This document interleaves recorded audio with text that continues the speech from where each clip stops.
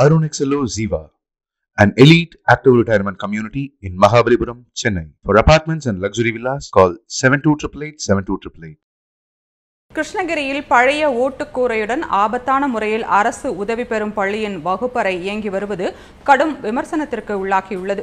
கிருஷ்ணகிரியில் பழமை வாய்ந்த ஆர்சி பெண்கள் மேல்நிலைப்பள்ளி உள்ளது.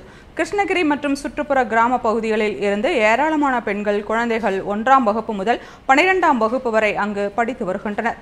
பல வருடங்களாக இயங்கி வரும் அந்த பள்ளியில் 1ஆம் வகுப்பிற்கான வகுப்பறை பழைய ஓட்டுடன் கூடிய மேற்கூரையில் நடந்து வருவதால் மாணவிகள் மிகவும் சிரமப்பட்டு வருகின்றனர்.